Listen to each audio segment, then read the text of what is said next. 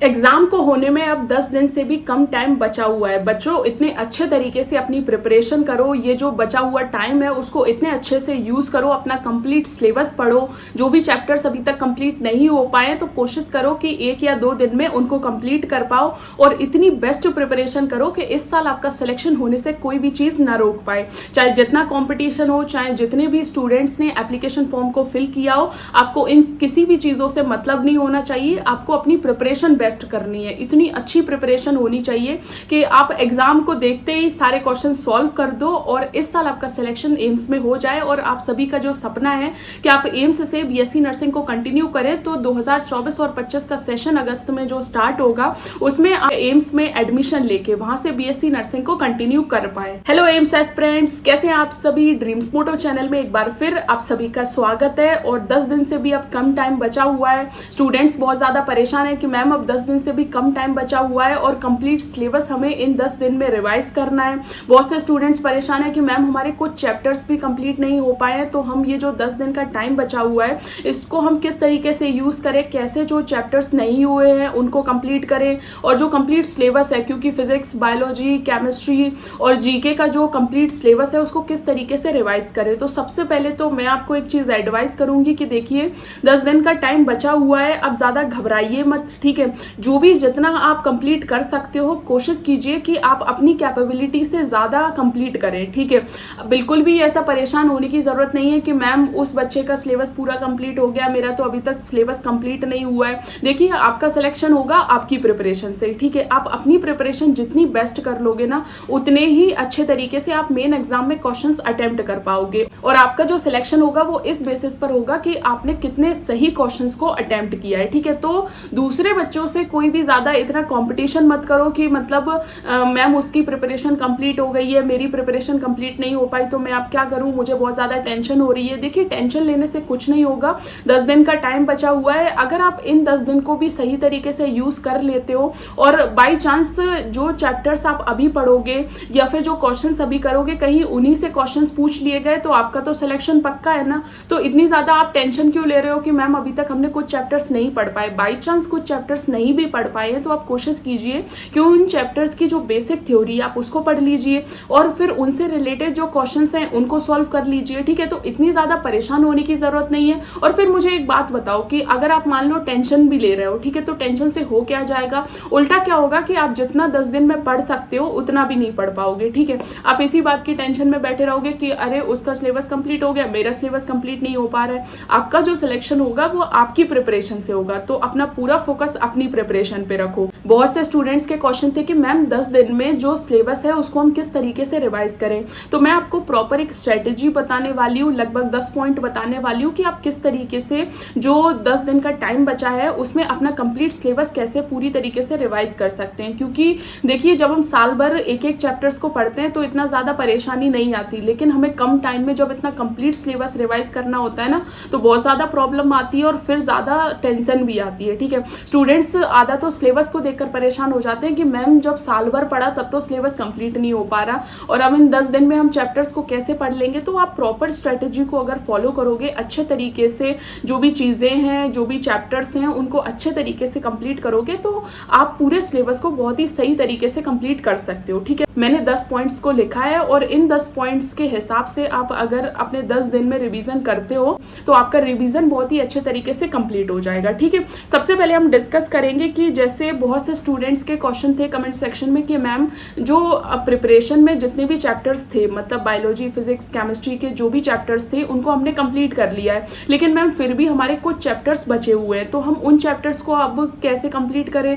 तो सबसे पहले तो ये देखिए आपके पास 10 दिन से भी कम टाइम बचा हुआ है, ठीक है। आप कोशिश कीजिए 1 या 2 दिन में आपके जो चैप्टर्स नहीं हुए हैं उनको आप एक पेपर पर अच्छे तरीके से लिख लीजिए कि इतने चैप्टर्स जो हैं वो हमारे कंप्लीट नहीं हुए हैं और कोशिश कीजिए दिन और रात लगा दीजिए कि आप उन चैप्टर्स के बेसिक थ्योरी पढ़े और बेसिक क्वेश्चंस कीजिए, ठीक है। इतनी ज्यादा टेंशन लेने की जरूरत नहीं है कि मैम अब वो चैप्टर्स तो हमारे छूट गए, कहीं उनसे क्वेश्चन आ गया। तो उनके लिए एक सॉल्यूशन है कि आप उन चैप्टर्स की बेसिक थ्योरी पढ़ लीजिए, बेसिक क्वेश्चंस कर लीजिए। बाई चांस अगर उन चैप्टर्स से मेन एग्जाम एग्जाम में क्वेश्चंस आता भी है तो कम से कम आप बेसिक क्वेश्चंस को तो अटेम्प्ट कर पाओगे। ऐसा तो नहीं होगा बाद में आप अफसोस में हो कि अरे बेसिक क्वेश्चंस ही पढ़ लेते तो कम से कम इन क्वेश्चंस को तो कर लेते, ठीक है। तो ऐसा बिल्कुल मत प्रॉब्लम में आप फंसिएगा, ठीक है। आप बेसिक जो चैप्टर्स हैं उनकी जो बेसिक थ्योरी पढ़ लीजिए और फिर बेसिक क्वेश्चंस कर लीजिए, ठीक है। उसके बाद बहुत से स्टूडेंट्स के क्वेश्चन थे कि मैम हम चैप्टर्स को जो थ्योरी है उसको पढ़े या फिर क्वेश्चन प्रैक्टिस करें, ठीक है। तो देखिए मैं आपको एक बहुत ही अच्छा तरीका बताती हूँ रिवीजन करने का।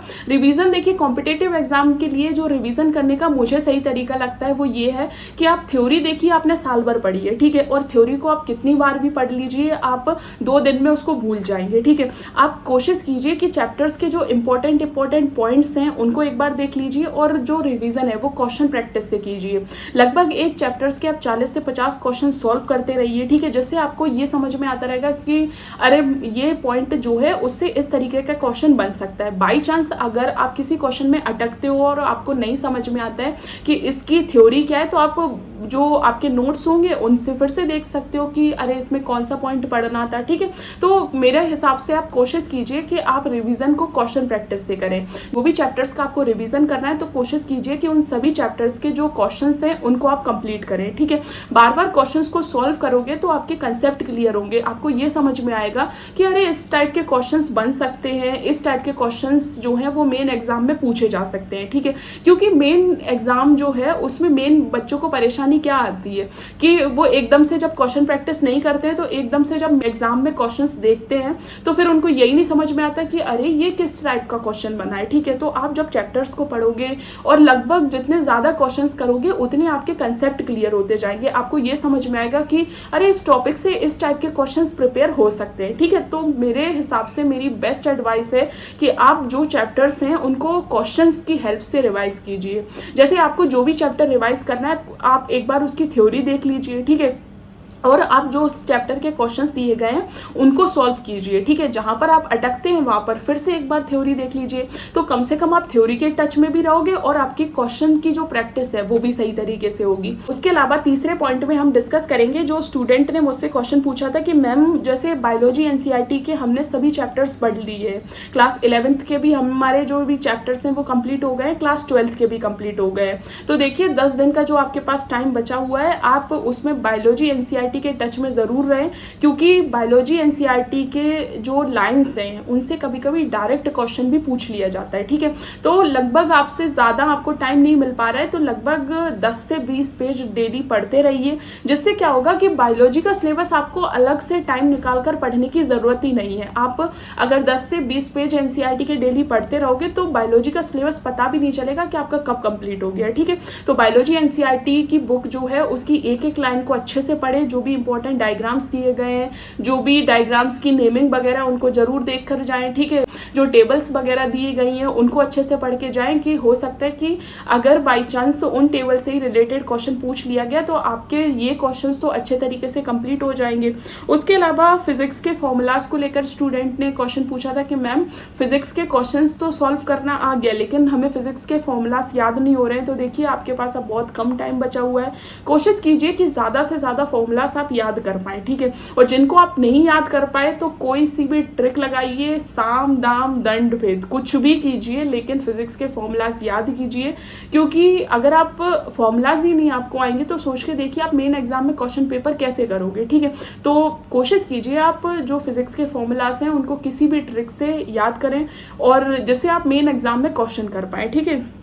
उसके अलावा ऑर्गेनिक केमिस्ट्री के लिए जो भी रिएक्शंस हैं उनको अच्छे तरीके से पढ़ लें, ठीक है। जैसे आप में से बहुत से स्टूडेंट्स का जो सिलेबस है वो बहुत बार कंप्लीट भी हो चुका है, ठीक है, और उन्हें अच्छे तरीके से रिवाइज भी कर लिया है। तो मेरा उनके लिए सजेशन रहेगा कि ऑर्गेनिक केमिस्ट्री की जो रिएक्शंस वगैरह हैं उनको बहुत ही अच्छे तरीके से पढ़ के जाएँ, जिससे क्या है कि उन रिएक्शन से क्वेश्चन जो पूछे जाते हैं वो आप अच्छे तरीके से उनको सॉल्व कर पाएँ।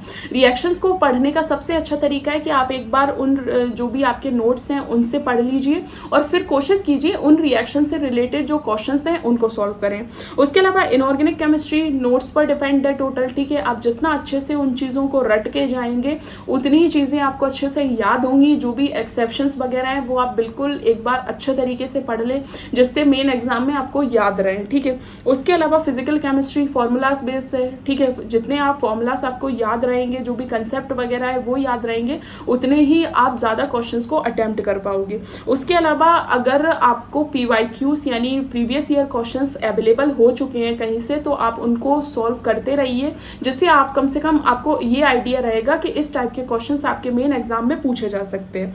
मॉक टेस्ट वगैरह में अगर आप पार्टिसिपेट कर रहे हैं तो इन 10 दिनों में लगभग कोशिश कीजिए आप 5 से 6 मॉक टेस्ट कर पाएं, जिससे लगभग आपके जो मेन एग्जाम का आपको डर है वो थोड़ा खत्म हो जाए कि मैम हमें क्वेश्चंस तो बहुत ही अच्छे तरीके से सॉल्व करने आता है, लेकिन जब हम मेन एग्जाम में बैठते हैं तो वहाँ पर हम क्वेश्चन सॉल्व भी नहीं कर पाते, इतना ज़्यादा माहौल से डर जाते हैं कि हमें समझ में ही नहीं आता क्वेश्चन कैसे करें। तो मॉक टेस्ट एक जरिया है कि आप जो आपका ये डर मेन एग्जाम को लेकर है कि कुछ लोगों का BP बढ़ जाता है, टेंशन हो जाती है, तो उनके लिए ये मॉक टेस्ट जो है वो एक जरिया है कि वो अपना पूरा डर जो है वो इस मॉक टेस्ट में फील कर सकते हैं, ठीक है।